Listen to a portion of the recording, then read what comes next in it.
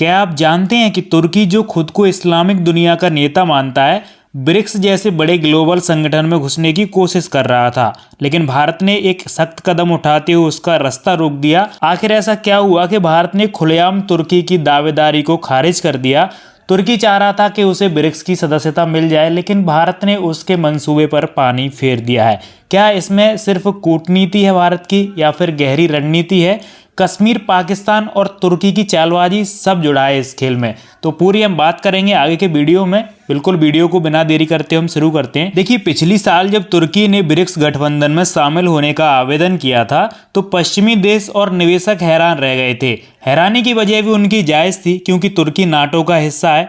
तुर्की के राष्ट्रपति Recep Erdogan कई बार सार्वजनिक तौर पर कह चुके हैं कि वो तुर्की के लिए ब्रिक्स की सदस्यता चाहते हैं, लेकिन बहुत कम लोग इस बात पर राजी थे कि तुर्की को ब्रिक्स की सदस्यता मिल जाएगी। देखिए, ब्रिक्स को अक्सर G7 के विकल्प के तौर पर देखा जाता है। G7 अमेरिका के नेतृत्व वाले पश्चिमी देशों का गठबंधन है, और यही वजह है कि अभी तक ब्रिक्स का सदस्य किसी भी ऐसे देश को नहीं बनाया गया है जो नाटो की सदस्यता रखता हो। इसलिए एक साल पहले ब्रिक्स की सदस्यता के लिए आवेदन करने वाले अंकारा के लिए भी दरवाजे करीब करीब बंद हो चुके हैं। अब देखिए, ब्रिक्स क्या है? ब्रिक्स 5 देशों का संगठन था। मतलब जब ब्रिक्स बना था तब 5 देश उसमें थे। 5 देश उसमें कौन कौन से थे? ब्राजील, रसिया, इंडिया, चाइना और साउथ अफ्रीका।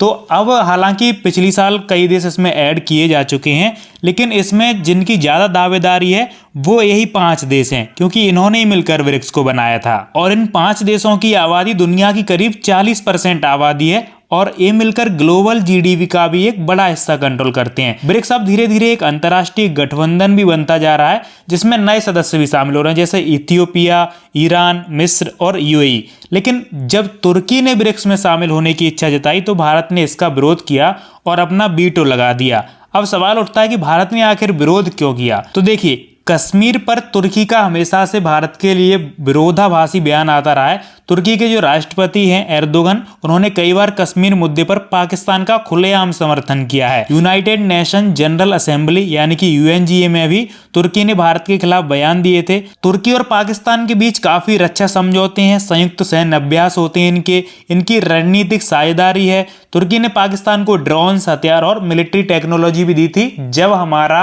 पहलगाम हमला हुआ था अभी। और ऑपरेशन सिंदूर के दौरान इनके राष्ट्रपति ने खुलेआम बयान दिया था कि भाई हम तो पाकिस्तान के साथ हैं। और एक बार तो भाई तुर्की ने पाकिस्तान अधिकृत कश्मीर यानी कि POK को लेकर भारत के खिलाफ बयान दिया था। तो यही वजह है, यही मुख्य कारण है कि तुर्की खुलेआम पाकिस्तान का सपोर्ट करता है। तो भारत की भी रणनीति कुछ कमजोर नहीं है। भारत हमेशा अपनी रणनीति के हिसाब से चलता है और उन सभी देशों के खिलाफ रहता है जो कि भारत के खिलाफ हैं।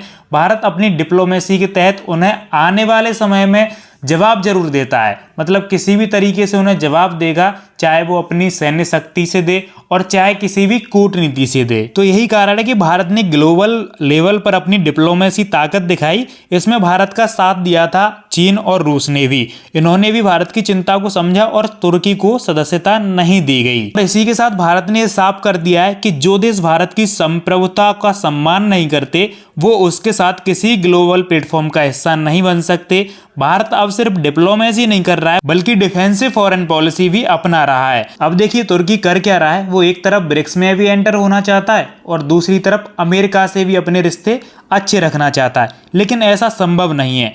ट्रंप ने ब्रिक्स को खुले तौर पर एंटी अमेरिकन ब्लॉक कहा था और चेतावनी दी थी कि अगर ब्रिक्स एक जॉइंट करेंसी लाने की कोशिश करेगा तो अमेरिका भारी भरकम टैरिफ लगाएगा इन सभी देशों पर जो ब्रिक्स के सदस्य हैं। तो ऐसे में तुर्की के लिए ब्रिक्स के दरवाजे को फिर से खटखटाना दो धारी तलवार पर चलने जैसा हो गया है। एक तरफ एर्दोगन ब्रिक्स से जुड़ना चाहते हैं, तो दूसरी तरफ वो ट्रंप से भी अपने संबंध नहीं बिगाड़ना चाहते। लिहाजा तुर्की की ब्रिक्स सदस्यता की संभावना अब करीबन खत्म मानी जा रही है। भारत और चीन की इजाजत के बिना तो किसी भी देश के लिए ब्रिक्स में शामिल होना संभव ही नहीं है, और इसीलिए भारत ने इस बार वीटो का इस्तेमाल कर दिया और भारत ने बता दिया तुर्की को कि अगर तुम पाकिस्तान के साथ हो तो उसके साथ ही रहो, भारत के किसी भी दल में आने की आवश्यकता नहीं है। तो साथियों, यही थी पूरी कहानी कि भारत ने तुर्की को ब्रिक्स में शामिल क्यों नहीं होने दिया। आपको क्या लगता है, क्या भारत का ये फैसला सही था? कमेंट सेक्शन में जरूर बताइए। वीडियो पसंद आया हो तो वीडियो को लाइक करके चैनल को सब्सक्राइब करना बिल्कुल मत भूलिए। मिलते हैं आपसे अगले वीडियो में, तब तक के लिए जय हिंद,